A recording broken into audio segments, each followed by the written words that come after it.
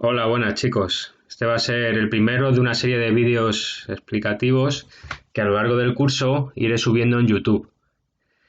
Estos vídeos, obviamente, los podéis ver cualquiera de vosotros de clase cuando queráis, ¿vale? En esta plataforma.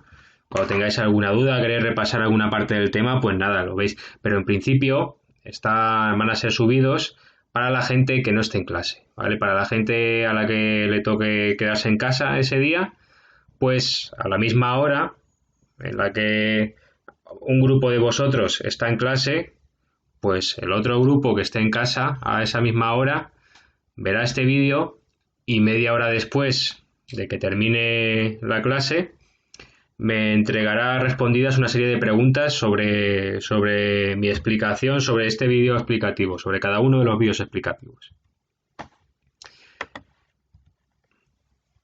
Aquí viene un poco detallado, ¿vale? Repito, los días que no vengáis visualizaréis vídeos explicativos de este tipo que iré subiendo a YouTube. Tendréis que responder a una serie de preguntas que os habré enviado con antelación a vuestro correo o a través de Raíces, ¿vale? Y me las enviaréis respondidas media hora después de terminada la clase. Aquí, de todas maneras, en este primer vídeo voy a explicar también cosas que he explicado anteriormente en clase, ¿vale? Pero bueno, tampoco está mal repasarlas. Y bueno, oye, si imaginaos que ya se acerca el día del examen, pues no hay mal que por bien no venga. O sea, aquí lo tenéis y lo podéis volver a ver y si no os ha quedado algo claro. Y nada, y a ver si de esa manera pues podéis resolver alguna de las dudas que tengáis. Entonces el índice que vamos a seguir, ¿vale? En primer lugar vamos a hablar de lo que entra en el examen de selectividad. En el examen de selectividad van a entrar tres tipos de preguntas. Una pregunta que vais sobre un tema, sobre desarrollar un tema. En otra pregunta vais a tener que definir una serie de conceptos. Normalmente van a ser 8 conceptos, aunque en el examen de 2020 de selectividad se podía elegir 5 de 8 conceptos. Y luego también están los prácticos, que son comentarios de fotografías, gráficos o de mapas también. Una fotografía, por ejemplo, una fotografía de un paisaje natural o de un paisaje industrial, ¿vale? Comentar esa fotografía que aparece, qué se puede observar, ¿vale? ¿Qué podéis intuir acerca de esta fotografía? ¿Qué tipo de roca tiene ese paisaje? ¿Qué tipo de actividad agraria o industrial veis en él? ¿Vale? Luego también un gráfico pues puede ser un perfil topográfico, puede ser un climograma también, como iremos viendo, y un mapa pues de la misma manera puede haber distintos tipos de mapa, ¿vale? Pues en este caso, en el caso de este tema, pues puede ser un mapa sobre los distintos tipos de rocas que hay en la península ibérica. Yo voy a enseñar aquí ahora un ejemplo de examen, que es el examen de selectividad del año pasado, ¿vale? Bueno, en realidad de este año 2020, ¿vale? 2,5 puntos y 2,5 puntos. 5 puntos dentro de 5 puntos entran tanto definiciones como el desarrollo de un tema. Aquí en este caso el tema son las zonas húmedas españolas, ¿vale? Es un tema que tenéis que desarrollar en la cara de un folio como máximo. Otros 2,5 puntos son, como os he dicho antes, definir 5 conceptos que vais a elegir de estos 8, ¿vale? Y luego llega la parte práctica, ¿vale? La parte práctica son 2 prácticos, o sea, un mapa y un gráfico, puede ser también un gráfico y una fotografía, un mapa y una fotografía, que vale también 5 puntos, ¿vale? Aquí por un lado, el primer práctico, vale 2,5 puntos. Hay que comentar este gráfico que va sobre la evolución de la tasa bruta de fecundidad, como dice, ¿vale? Eso es un aspecto que daremos en temas posteriores. Y luego también hay un mapa.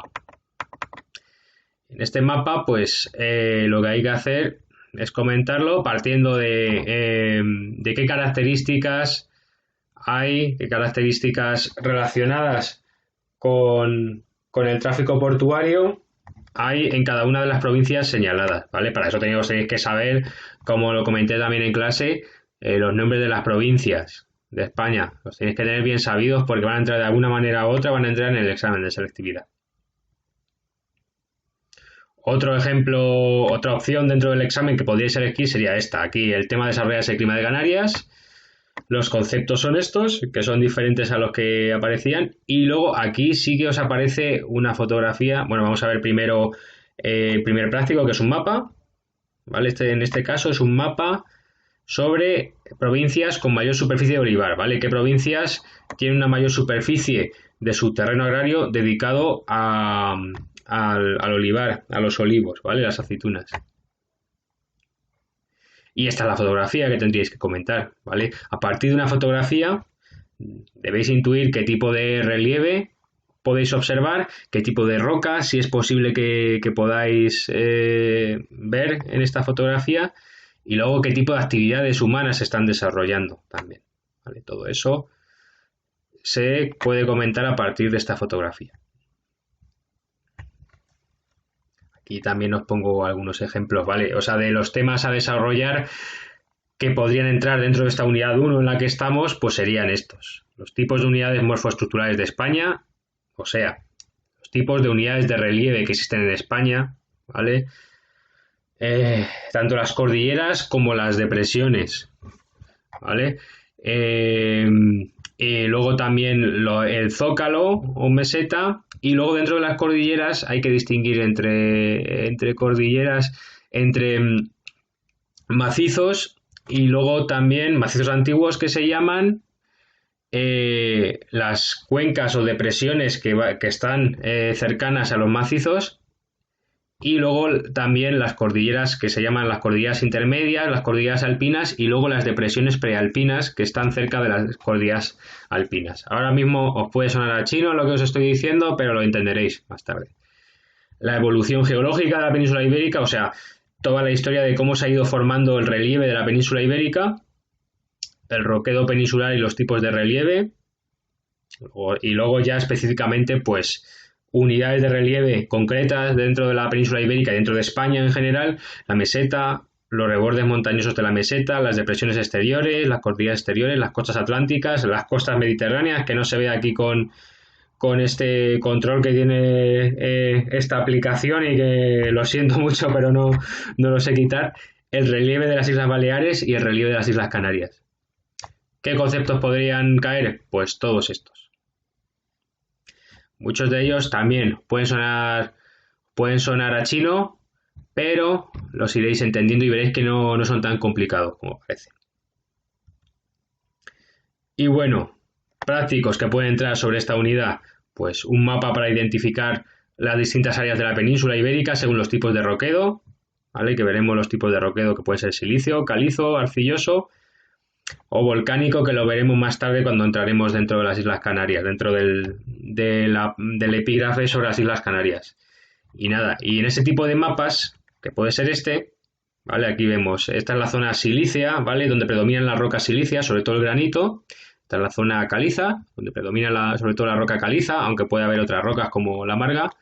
Y luego también la zona arcillosa, ¿vale? Que como veis se suele encontrar en las cuencas, en las depresiones de los ríos. Luego está también el dominio volcánico, las rocas volcánicas que hay en las Canarias, porque son unas islas de origen volcánico. Entonces, en este mapa, ¿qué tendríais que hacer? Pues tendríais que explicar por qué en esta zona hay tanta roca silícea, hay tanto granito y otras rocas silíceas. ¿Por qué en esta zona hay tanta roca caliza? ¿Por qué en esta zona hay arcilla? ¿Vale?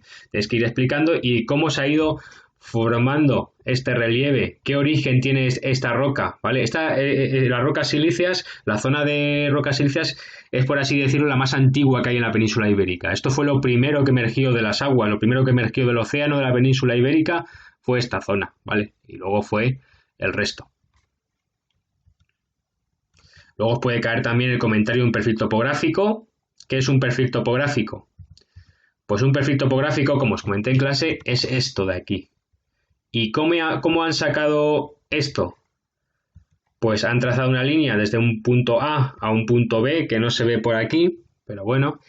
Y lo que hay que hacer es ir comentando las unidades de relieve por las que pasa esta línea, ¿vale? Primero, nace en el mar Cantábrico, la costa del mar Cantábrico, ahí está el punto A, pasa por la cordillera Cantábrica, pasa por la cuenca del Duero, pasa por el sistema central, pasa por la cuenca del Tajo, no llega a pasar por los montes de Toledo, o bueno, lo que vamos a ver ahora mismo, sí, llega a pasar por los montes de Toledo porque aquí hay una pequeña protuberancia. Pasa por Sierra Morena, pasa por la depresión de Guadalquivir y termina en la cordillera Bética, termina desembocando en el mar Mediterráneo. Entonces, todo esto se traslada a este perfil. Aquí vemos el punto A, ¿vale? Que nace aquí en la costa del mar Cantábrico, aquí pasa por la cordillera Cantábrica, la cuenca del Duero, sistema central, cuenca del Tajo, montes de Toledo, la cuenca del Guadiana, Sierra Morena, la depresión de Guadalquivir y aquí está la cordillera Bética. Entonces tendríais que ir comentando por qué cordilleras y por qué depresiones de ríos va pasando este perfil topográfico y también qué origen tienen esas cordilleras y esas depresiones de ríos. A ver. Bueno, y lo tercero sería un mapa con ciertas provincias sombreadas y van a sombrear ciertas provincias y os van a pedir algo sobre esas provincias. Igual podéis o igual os piden identificar el tipo de relieve con el que cuenta dicha provincia o el tipo de roca con el que cuenta, ¿vale? Y luego lo último sería el comentario de una fotografía de un paisaje natural. Todo eso serían los prácticos que podrían caer referidos a este tema. Y bueno, entonces esto sería un paisaje de la zona silícea de España, esa zona que aparece sombreada en verde. El siguiente sería de la zona caliza, ¿vale? Que está más en la zona este de la península ibérica, donde predomina la roca caliza.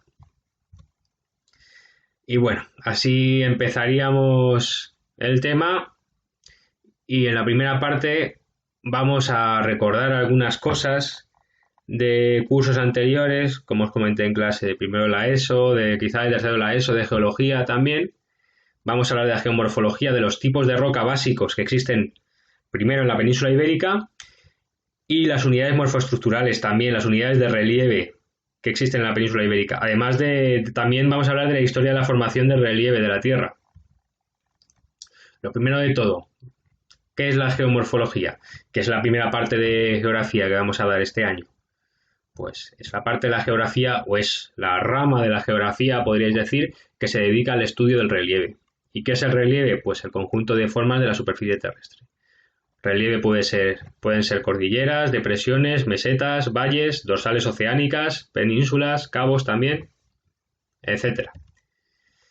Este es el dibujo que os fui poniendo. Bueno, deberíais de saber ya casi de memoria cuál es cuál, qué unidad de relieve va en cada número, ¿vale? Está una ría, son típicas de Galicia, un cabo, una península, como es la propia península ibérica, la isla, el golfo, que es lo contrario a un cabo, ¿vale? En el caso de un cabo es un pico de tierra que entra dentro del océano, mientras que un golfo es una entrada del mar dentro del continente. Aquí tenemos una dorsal oceánica que se forma por separación de dos placas oceánicas, entonces va saliendo el magma, se va solidificando el magma y va formando una cordillera. Una fosa marina, aquí, una llanura abisal con B, que no se ve aquí por lo que os dije, por el control que tengo aquí. La plataforma continental, que es donde nos bañamos cuando vamos a la playa, que es una zona que pertenece a la placa continental y es una zona que seguramente en el pasado estaba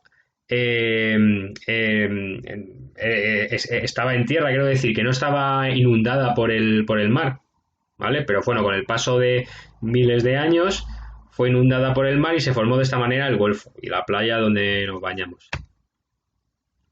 Luego el siguiente sería un talud, ¿vale? Sería el talud continental, que está aquí, que es el paso, la transición, es como un escalón que hay entre la plataforma continental, que todavía pertenece a la placa continental, ¿vale? Porque como os dije, pertenece a la placa continental y antes no estaría, en el pasado no estaba inundada por el mar. O sea, es la transición entre la plataforma continental, como que he explicado, y luego lo que es la placa oceánica.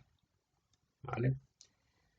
Eso es el talud continental. Luego vendría la cordillera, la cuenca o depresión, el valle, más estrecho que la cuenca o la depresión, la meseta que es una zona llana, pero elevada, ¿vale? Por encima del nivel del mar.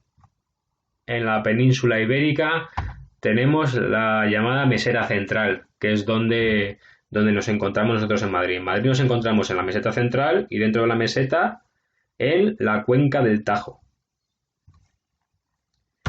Y luego está una llanura. Bueno, tipos de roca que encontramos en el relieve de la península ibérica. Hay 3 tipos básicos de roca, ¿vale? Habría más, pero nos vamos a centrar en 3 tipos básicos de roca. Uno son las rocas silíceas, ¿vale? Entre ellas está el granito, la pizarra, la cuarcita, los esquistos, el gneiss. ¿Qué característica tienen estas rocas? Que son rocas muy rígidas y muy duras, ¿vale? Las más duras que hay en la península ibérica. Y también las más antiguas, que lo veremos posteriormente, que fueron las primeras rocas que emergieron también del mar cuando ocurrió la orogénesis herciniana, que se llamó, ese levantamiento de montaña, ¿vale? Estas son las rocas más antiguas que tenemos en la península ibérica y una de las más comunes es el granito. No es la única, pero es de las más comunes. ¿Cómo se forma el granito? Pues es una roca que se forma cuando se eleva el magma, la lava, del manto, del interior de la Tierra, se va solidificando mientras se va acercando a la corteza, mientras va subiendo, baja la temperatura, se va solidificando y así acaba formándose el magma, ¿vale? Esto sería el paisaje típico de roca silicia, de granito, que pertenece a la Pedriza, ¿vale? A la Sierra de Madrid. Segundo tipo de roca importante, la roca caliza. ¿Vale? Entre ellas está la caliza, la marga. Son rocas duras las rocas calizas, pero a diferencia del granito se disuelven fácilmente con el agua. ¿Por qué? Debido a un componente que tiene, ¿vale? Debido a las sales y también a un componente que tiene que se llama carbonato cálcico, ¿vale? ¿De dónde viene ese carbonato cálcico? Pues es que muchas rocas calizas, gran parte de ellas se formaron hace millones de años, en el Mesozoico, en la época de los dinosaurios, en mares cálidos poco profundos, ¿vale? O sea que la zona que veíamos aquí de la península ibérica, que pertenecía, en la que dominaba la roca caliza, esta zona estaba bajo el agua, estuvo bajo el mar hace millones de años.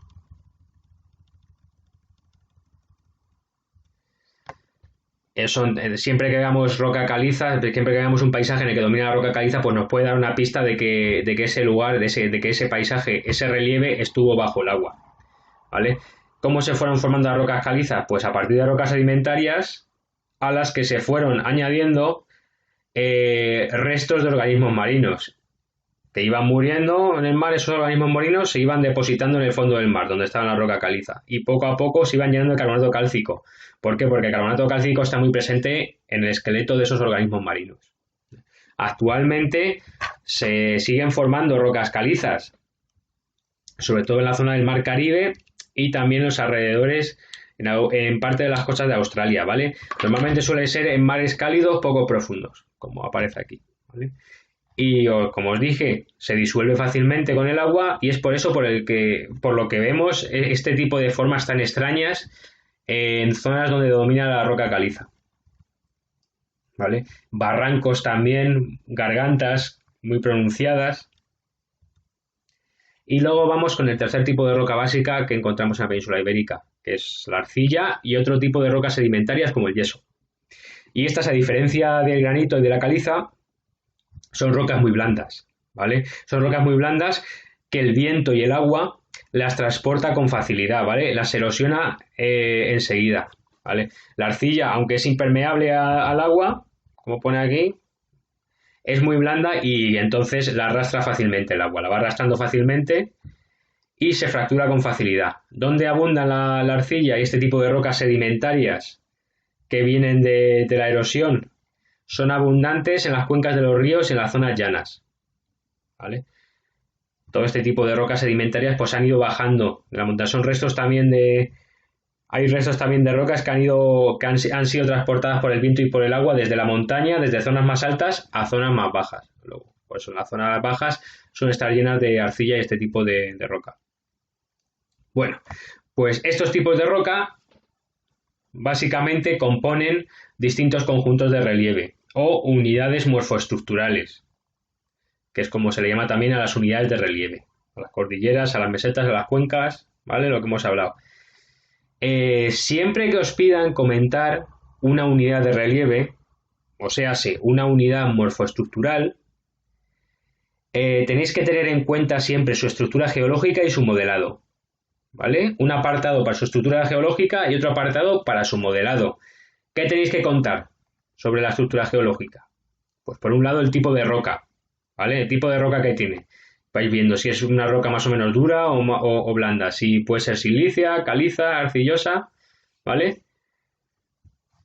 Y luego también tenéis que hablar de cómo se ha originado ese relieve. Y eso tiene ya un poquito más de complicación y exige una explicación añadida, ¿vale? Como sabéis, la Tierra tiene fuerzas internas, ¿vale? La Tierra está formada por distintas placas y microplacas, ¿vale? Que van chocando entre sí y se van separando a lo largo de millones y millones de años. Ha ocurrido esto. Casi desde el inicio de la formación de la Tierra. Y entonces, ¿qué pasa cuando chocan y cuando se separan? Pues pueden ocurrir fenómenos como seísmos, terremotos, volcanes y orogénesis, que es lo más importante que queremos ver aquí. ¿Qué es la orogénesis? Que es una palabra que tenéis que tener muy clara y que tenéis que utilizar en esta asignatura. El levantamiento de montañas, ¿vale? Es el proceso por el que se levantan montañas. ¿Y cómo se pueden levantar las montañas y un conjunto de montañas, una cordillera? Pues expulsando magma, que es lo que ocurre en las islas volcánicas o lo que ocurrió también en la cordillera de los Andes, que está aquí, que se formó por el choque de la placa de Nazca y la placa sudamericana. Luego también se pueden formar a partir de dorsales oceánicas, como la isla de Islandia, o también con el plegamiento de materiales rocosos. ¿Qué significa el plegamiento? Pues el amontonamiento, ¿vale? Chocan dos placas y entonces el material que hay en el borde de las dos placas se va amontonando y se van formando las cordilleras. Eso es lo que ocurrió, por ejemplo, con la cordillera del Himalaya y la cordillera de los Alpes. La cordillera del Himalaya se formó por el choque de esta isla, que era la India, que antes era una isla, chocó con la placa euroasiática y así se fue formando la cordillera del Himalaya. Luego está la cordillera de los Alpes, que se formó también por el choque de la placa africana y de la placa euroasiática y por una microplaca que había aquí en la zona de lo que hoy en día es Italia. Los últimos grandes levantamientos de montañas, las últimas grandes orogénesis que han ocurrido en la Tierra han sido, por un lado, la orogénesis herciniana y por otro, la orogénesis alpina. Lo pongo aquí en pequeñito para que lo podáis ver bien. Orogénesis herciniana y la alpina. Son las dos orogénesis con las que os tenéis que quedar. Una ocurrió entre 380 a 280 millones de años y la otra es la alpina, que empezó hace 65 millones de años y todavía estamos en ella, para que veáis lo que duran los acontecimientos geológicos. Eso es un ejemplo de lo que puede ocurrir cuando dos placas continentales chocan, ¿vale? Entonces, como decía, una gran cantidad de materiales se pliega, se amontona, ¿vale? Se va amontonando y se va formando una cordillera, así, poco a poco, con el paso de cientos de miles de años, de millones de años. Esto es lo que ocurrió, por ejemplo, cuando chocó la India contra la placa euroasiática, ¿vale? Se fueron amontonando aquí materiales, una gran cantidad de materiales, se formó así el Himalaya. Pero, ¿qué ocurre cuando choca una placa continental con una placa oceánica? Pues las placas oceánicas, la corteza de las placas oceánicas es más finita que la de las placas continentales. Entonces, ¿qué pasa? Pues al final la placa continental acaba ganando, por así decirlo, la placa oceánica acaba metiéndose por debajo, ¿vale? Subduciéndose. Se produce la subducción de la placa oceánica y entonces cuando se subduce, ¿qué pasa? Que envía una gran cantidad de materiales al manto, ¿vale? Entra una gran cantidad de materiales y se forma una gran cantidad de magma y por eso son frecuentes los fenómenos de vulcanismo, ¿vale? Que fueron muy abundantes al principio cuando se formó la cordillera de los Andes. Luego, estos son las Islas Canarias, que se formaron, se cree por la expulsión de magma a partir de una dorsal oceánica, el amontonamiento de magma, y se fueron formando las Islas Canarias. Y esto sería un poco la estructura de lo que acabo de explicar. Dos placas oceánicas se separan, una para un lado, otra para otro, y cuando se separan va saliendo el magma, la lava del interior de la Tierra, ¿vale? Del manto. Y se va amontonando, aquí se va amontonando y forma una dorsal oceánica, que es como una cordillera pero dentro del océano. Y la cordillera puede llegar a ser tan alta que salga al exterior, ¿vale? Que salga a la superficie del agua, y es entonces cuando se forman islas, ¿vale? Como se formó la isla de Hawái, por ejemplo, o la isla de Islandia. A todo esto, este choque de placas, separación de placas, ¿por qué se produce? Pues por los movimientos de convección que hay en el interior de la Tierra, en el manto, ¿vale? Los movimientos que hay cuando materiales que están un poquito más fríos que otros, en realidad no hay ninguno frío, tienen todos miles de grados, todo el magma que hay dentro de la Tierra, en el manto, pero algunos que son más fríos pues acaban bajando para abajo, ¿vale? Porque todo lo que es más frío pues pesa más. Y los más calientes van subiendo. Y todo ese movimiento de magma es el que produce este movimiento de placas. Me había olvidado comentaros antes esto. Vale, ya tenemos la estructura geológica y ahora tenemos que hablar también del modelado. Y es que veáis dentro de ese paisaje, que veáis signos de que haya sido erosionado, ¿vale? De que haya sido transformado bien por el viento, bien por el agua o bien por los seres vivos, ¿vale? Cómo lo han ido transformando estos agentes externos. Externos porque hay unos agentes internos, que son los agentes que están dentro de la Tierra, que es, por ejemplo, el movimiento de placas, ¿vale? Y luego hay los agentes externos, que están en la superficie, ¿vale? El agua, los elementos atmosféricos como el viento y los seres vivos, sobre todo los seres humanos.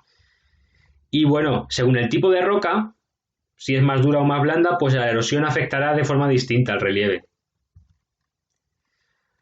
Por eso nos encontramos con distintos tipos de erosión. La erosión eólica, que está producida por el viento, que transporta pequeñas partículas de arena, de polvo, de arcilla, las arranca de ciertas rocas y las impacta sobre otras, ¿vale? Las lleva de un lugar a otro. Cuanto más seca sea una zona y menor vegetación tenga, más fuerza erosiva tendrá el viento, que es lo que suele pasar en el desierto, que ahí el viento tiene mucha fuerza erosiva, porque puede arrancar todos los materiales que quiera el viento y no va a haber casi vegetación que se lo impida, ¿vale? No va a haber casi vegetación donde choque esos materiales y donde se frene ese transporte de materiales. Además, también la cobertura vegetal puede evitar el transporte de esas partículas, como he dicho, y ayudar a fijar el suelo. Y luego está la erosión del agua, que es la erosión natural más importante que ocurre en la península ibérica. ¿Cómo se puede producir? Pues bien, puede pasar que ríos vayan arrancando rocas y tierra, sobre todo en las zonas donde hay rocas blandas, como en las zonas arcillosas, o bueno, también en las zonas donde predomina la roca caliza. Y en esos sitios se forman lo que se llama terrazas fluviales. Terrazas fluviales o ramblas también se les llama. Luego también puede ocurrir que los glaciares, que fueron muy abundantes, como comenté hace millones de años, cientos de miles de años, cuando vivieron los primeros homínidos europeos, gran parte de Europa estaba bajo los glaciares. Y en el caso de la península ibérica, en los Pirineos, en el sistema central, en las cordilleras béticas había glaciares, y la cordillera cantábrica también. ¿Qué hacían los glaciares? Era agua que se iba congelando en lo alto de las montañas, y cuando se fundía, ocurría que de repente, toda esta agua líquida iba arrastrando las rocas que estaban a su paso, y de esa manera pues limpiaba de rocas una zona entera, como puede ser esta, que en esta seguramente antes estaba llena de rocas y fueron al final transportadas por el agua cuando se fundió, por el glaciar cuando se fundió. Luego, el agua de lluvia y el agua de la nieve se introduce en las fisuras de algunas rocas, en las roturas que tienen algunas rocas, y al congelarse y expandirse terminan fracturándolas, ¿vale? Eso se llama gelifracción y ocurre mucho con las rocas graníticas. Las rocas graníticas dijimos que eran muy duras y que el agua, a diferencia de lo que pasa con las rocas calizas, en las rocas graníticas el agua no las disuelve tan fácilmente. Pues cuando se mete dentro del agua, dentro de las fisuras que tienen estas rocas y de repente se congela, cuando se congela aumenta de tamaño el agua, ocupa más volumen y acaba rompiendo, fracturando estas rocas. Se forma este tipo de paisajes. Y luego está, en el caso de que sean rocas calizas, pues sí, se disuelven con el agua, porque el agua reacciona químicamente con componentes como el carbonato cálcico, ¿vale? Y entonces, ¿qué pasa? Que acaba formando grietas en ellas, ¿vale? Sobre todo las cuevas son muy típicas de la España de roca caliza. Luego también, como hemos dicho, el agua de la lluvia fractura y arrastra tierras arcillosas con facilidad y en algunos casos puede formar cárcavas, ¿vale? Que es este paisaje en picos, que pertenece a la provincia de Guadalajara, y se van formando este tipo de paisaje que se llama paisaje de cárcavas, ¿vale? Esto es por acción del agua de la lluvia. Ha ido arrastrando la arcilla, que es un material blando, como vimos, y ha formado ese paisaje. Y luego el agua del mar también, por supuesto, va desgastando las rocas más blandas de la costa y también no solamente se lleva rocas, ¿vale? No solamente escarba y se lleva rocas, sino que también transporta arena a los golfos y acaba formando pues playas, ¿vale? Y luego está por último la erosión antrópica, la erosión del ser humano, ¿vale? ¿Cómo erosionamos nosotros el terreno? Sobre todo con la deforestación, con la sobreexplotación de los suelos. Cuando cultivamos mucho sobre un mismo suelo, al final se acaba volviendo ácido y se acaba volviendo cada vez menos fértil, ¿vale? Y cada vez más vulnerable a la erosión. Tiene cada vez menos vegetación y entonces, ¿qué vimos? Como el caso del desierto, cuanta menos vegetación tenga un suelo o una zona, pues menos resistente a la erosión será. Y bueno, vamos ahora con una actividad que estaba programada para el lunes 28 de septiembre y en esa fecha tendréis que tener hecho un eje cronológico de los eones y eras geológicas de la Tierra desde su formación hasta la actualidad. En la historia de la Tierra, la historia geológica de la Tierra, que cubre miles de millones de años, está dividida en eones primero, luego eras, que son un poco más pequeñas que los eones, y luego periodos, ¿vale? Y entonces, ¿qué pretendo con ese eje cronológico? Que tengáis una especie de guía también, ¿vale? Que sepáis dónde se sitúa el eón ádico, el arcaico, el proterozoico, el fanerozoico y sobre todo la era del paleozoico, la del mesozoico y la del cenozoico, porque la nombraremos mucho a lo largo de este tema. Cuando hablemos de la historia de la península ibérica, de la historia geológica, hablaremos sobre todo del paleozoico, del mesozoico y del cenozoico. Pues nada, entonces, tenéis que incluir en ese eje cronológico estas eras, ¿vale? Y tenéis que situar dentro de ese eje cronológico estos acontecimientos. La formación de la Tierra, la formación de los océanos, los primeros organismos vivos, o sea, la aparición de los primeros organismos vivos, los primeros vertebrados terrestres, la formación de Pangea, la orogénesis herciniana, la extinción del Pérmico, la mayor extinción de seres vivos que ha ocurrido jamás en la Tierra, la aparición de los dinosaurios, el inicio de la separación de Pangea, la extinción de los dinosaurios, la orogénesis alpina, la aparición del Homo habilis, los humanos, el momento en el que los humanos aprendieron a hacer fuego, ¿vale? A ver si lo encontráis, la aparición del Homo sapiens sapiens, o sea, de nosotros, y luego ya finalmente 2020, ¿vale? Nuestro año. Esto en principio lo tenéis que tener hecho para el lunes 28 de septiembre, pero es probable que retrase un poco la fecha y ya os lo confirmaré por correo, ¿vale? Bueno, entonces aquí terminamos este primer vídeo, espero que os haya servido de ayuda y bueno, continuaremos más adelante. Empezaremos por la historia de la formación de la Tierra y responderé, o sea, y expondré información que será útil para hacer vuestro eje cronológico. Y nada, chicos, nos vemos en el siguiente vídeo.